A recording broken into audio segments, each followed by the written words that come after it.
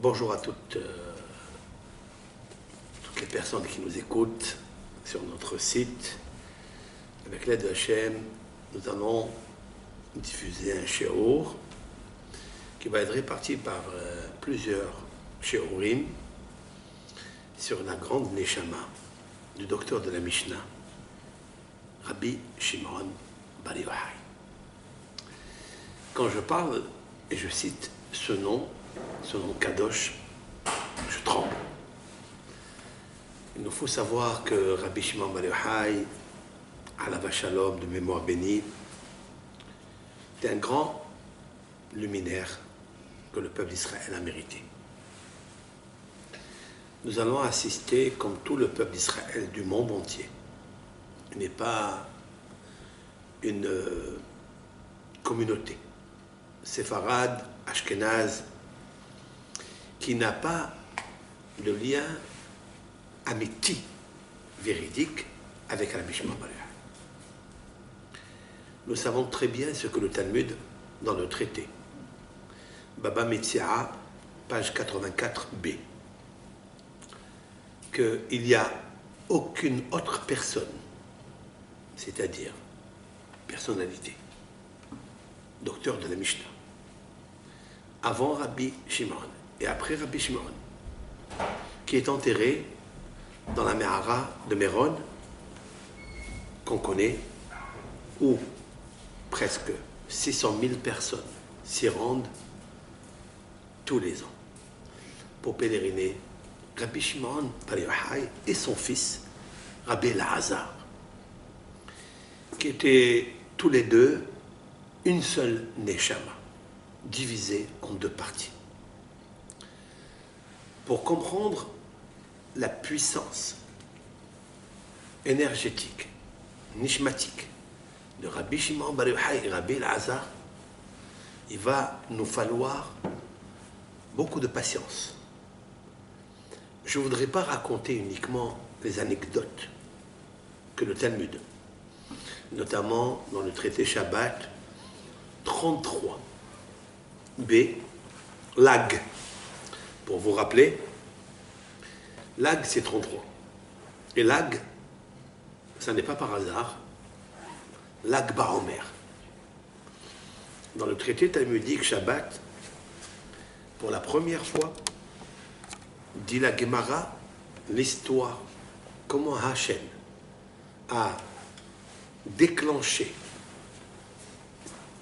la fuite de Rabbi Shimon Bar Yochai pour atterrir à la Mehara, à Méron, où il s'est caché pendant 13 années avec son fils. Il a étudié la Torah. Le déclenchement a été fait bien sûr par une gezéra, par un mauvais décret à cause d'une mauvaise parole que un de ses camarades, Rabbi Yehuda ben Gerim, Rabbi Yehuda qui était un sage du Talmud, qui était un camarade de Rabbi Shimon Bar Yochai, avec Rabbi Yossi, eh bien, Rabbi Yehuda ben Gerim était le fils de convertis. Ça, ben Gerim.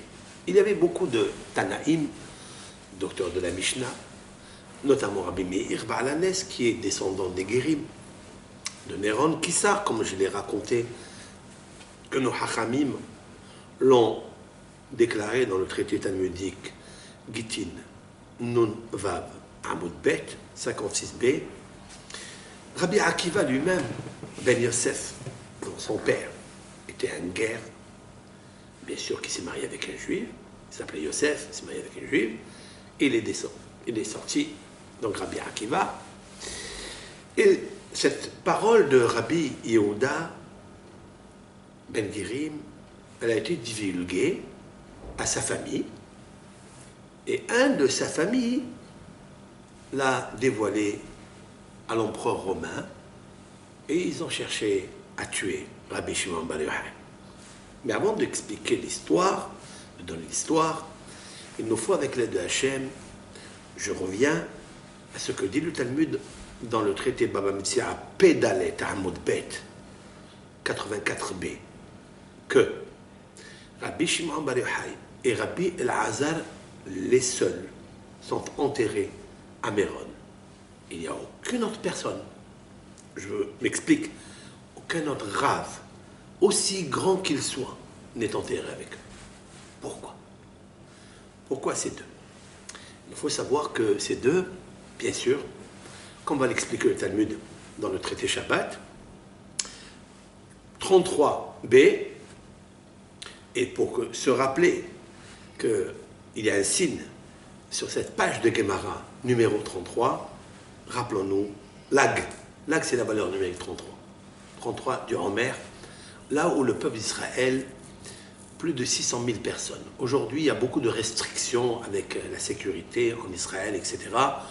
Il nous faut savoir que depuis les temps, peut-être après la mort, quelques années après la mort de Rabbi Shimon Bar Yochai, sont allés beaucoup de tzaddikim, gdolim, tous les Émoraïm, c'est-à-dire tous les grands de ce monde qui ont vécu à Babel, ils allaient pèleriner à Méron. La question est de savoir pourquoi Méron? À quoi cette montagne elle est reliée? C'est sûr et certain que si Hachem a poussé Rabbi Shimon Bar Yochai à fuir et aller dans le côté là-bas, Sfat. Sfat, là-bas, c'est du Ari Akadosh, je l'ai déjà dit. Rabbi Yitzhak Luria, Alav Shalom, le plus grand des kabbalistes, réalistes, qui a fait descendre la lumière, ce qu'on appelle le système lorianique, parce qu'il s'appelle Luria, du Zohar, le système de Rabbi Yitzhak Luria, notamment par son élève, son disciple, Rabbi Chaim Vital, qui était plus âgé que lui, qui était un grand hacham, qui est venu, qui est né à Damasek, à Damas, qui est venu à Jérusalem, parce qu'il y a un Navi, il lui a dit au Harizal, tu vas monter d'Égypte. Il a vécu le Ari Akadosh en Égypte toute sa vie, avec son oncle, Rabbi Betzalel Ashkenazi. Betzalel Ashkenazi vivait en Égypte, il avait une maison à côté du Nil, ça n'est pas fortuit, ça n'est pas par hasard. Et le Ari Akadosh a grandi avec l'éducation de Rabbi Betzalel Ashkenazi.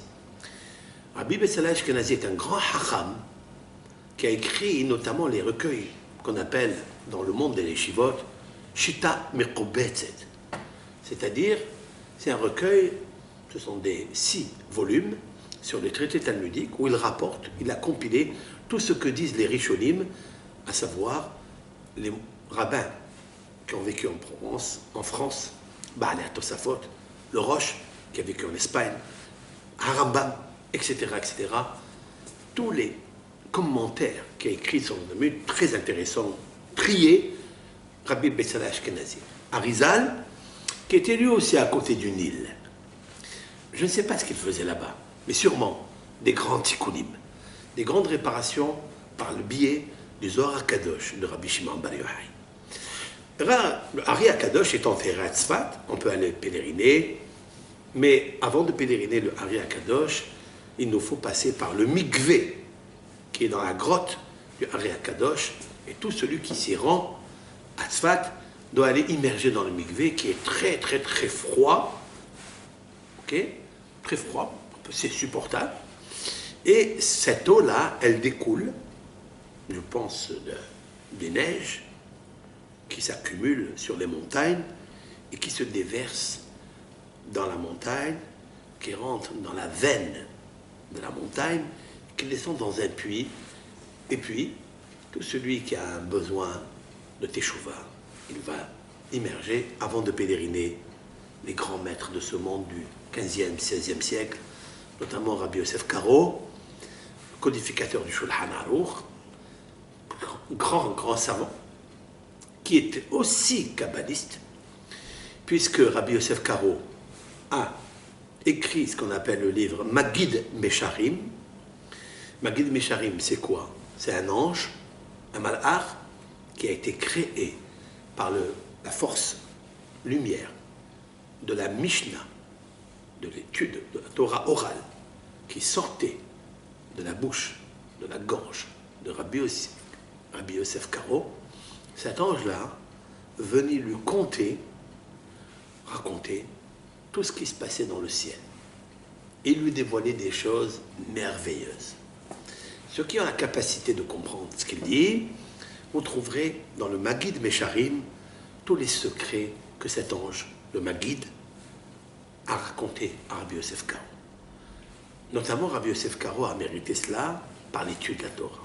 L'étude de la Torah, cela veut dire le Hamal Batorah, c'est-à-dire l'effort, la peine des nuits et des jours d'étude de la Torah. Rabbi Yosef Karo a écrit aussi sur la Kabbalah, dans ce Maguid Mesharim, et lui aussi, chose qu'on n'a pas entendue pour d'autres rabbins, qu'ils ont eu un Maguid, c'est-à-dire un ange, qui venait leur raconter les merveilles, les secrets de la Torah. Rabbi Yosef Karo a peiné pour recevoir ce cadeau de Dieu, parce que il n'y a rien qui arrive du ciel si c'est artificiel. Il faut que l'essentiel soit ce que j'appelle Amal Batorah, c'est-à-dire la peine, la souffrance, des fois même la tristesse, dans la pauvreté de l'étude de la Torah. Alors la Torah, quand tu lui donnes, quand tu t'adonnes à elle, Imsirut Nefesh, tu veux la comprendre, comme il a dit Rashi. Rashi a expliqué sur le verset qui est écrit dans les proverbes du roi Salomon. Yamin, Orech Yamin Bimina. Orech Yamin, cela veut dire la longévité Bimina. Elle se trouve à la droite. Asher Vechavod Bismola. La richesse et les honneurs à sa gauche.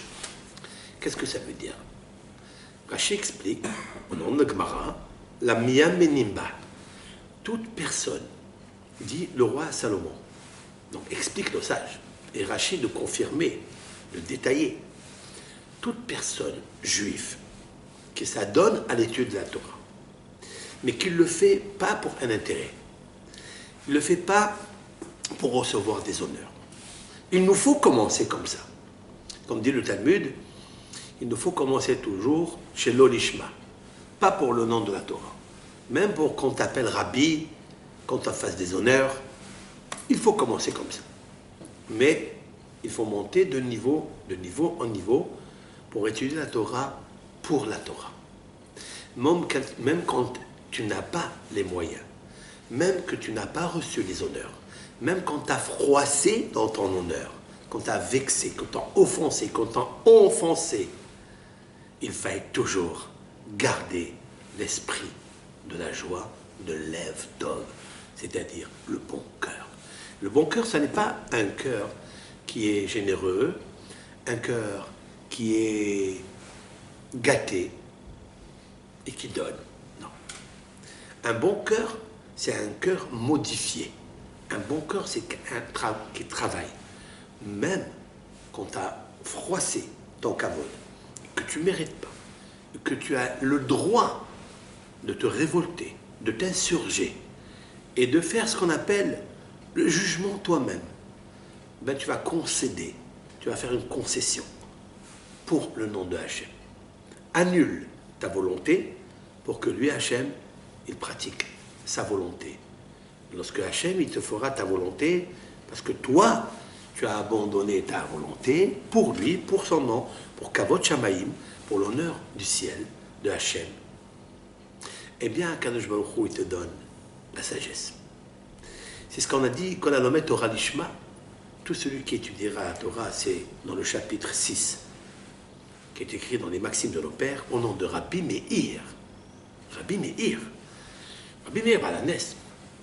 Kol halomet Torah Lishma. Tout celui qui étudie la Torah Lishma. Qu'est-ce que ça veut dire le Torah Lishma?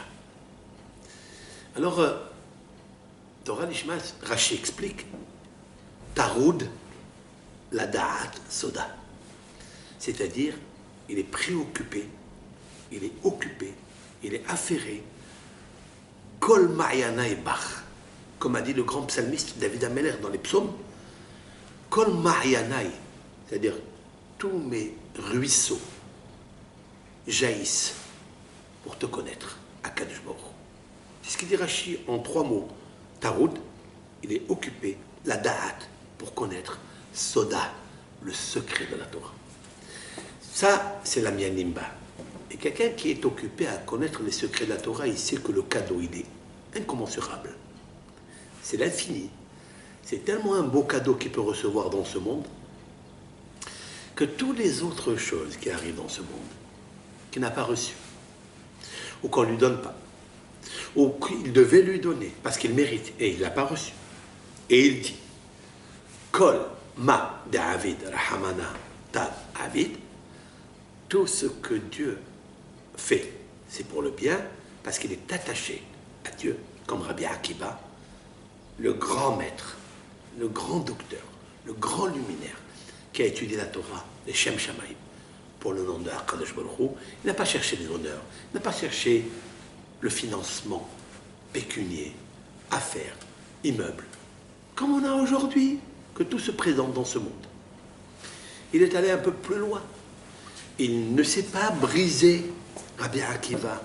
Il ne s'est pas écroulé, alors qu'il aurait pu, après avoir perdu 24 000 élèves lumineux. Rabbi Akiva a étudié la Torah Lishma pour le nom de Hachem. Rabbi Akiva a enseigné à ses élèves ce que le verset dans les proverbes du roi Salomon, le matin, semence ta semence, et le soir, ne lâche pas ta main. Rabbi Akiva d'expliquer ce pasouk, ce verset, si tu avais des élèves dans ta jeunesse, et ils ne le sont plus aujourd'hui, fais des élèves dans ta vieillesse. Quel est le sens culminant ici? Quel est le point essentiel?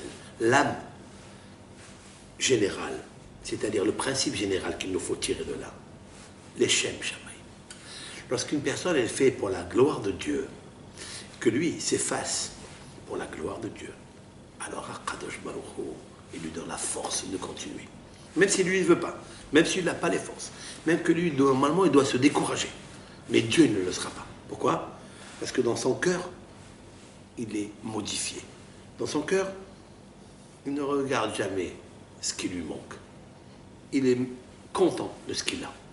Comme a dit d'ailleurs, qu'est-ce qu'un riche? C'est celui qui est content de son sort. C'est-à-dire,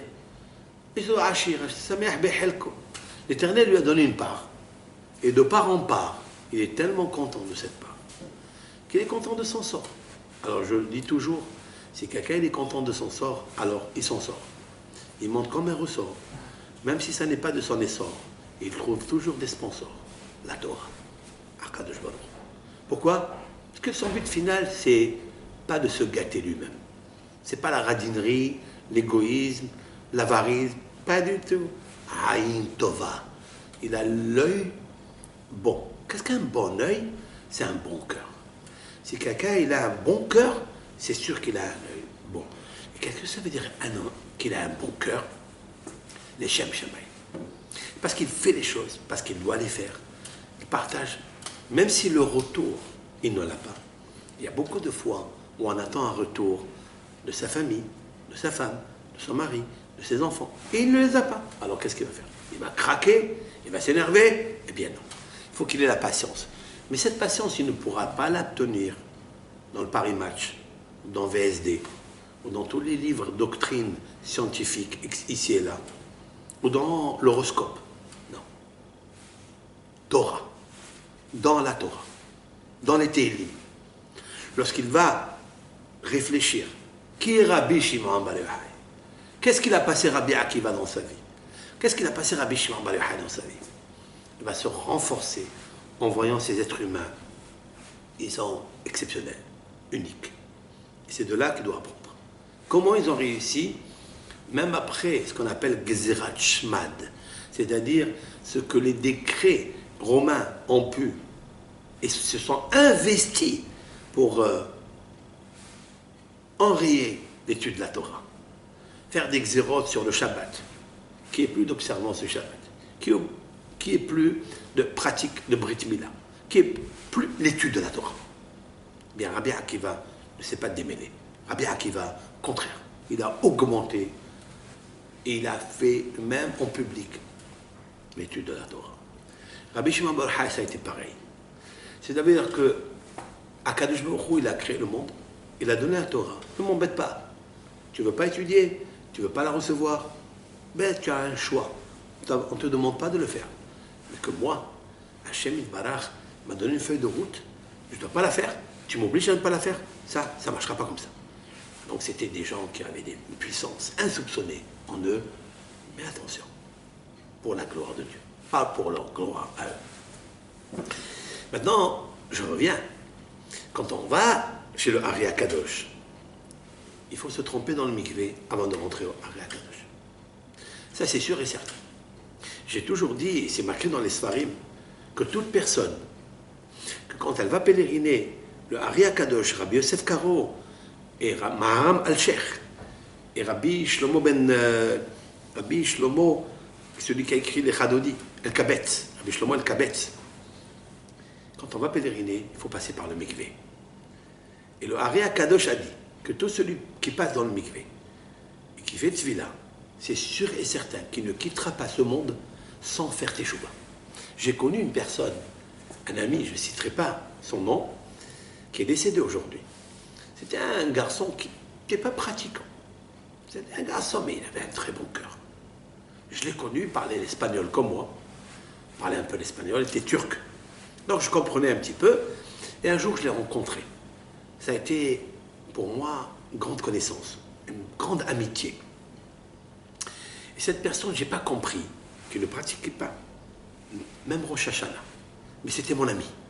C'était un ami, petit à petit. Il avait le cœur de la tzedaka. Les pauvres, les bar mitzvah, qui n'arrivaient pas à faire leur bar mitzvah, payer la seouda, payer le costume, payer les tefillin.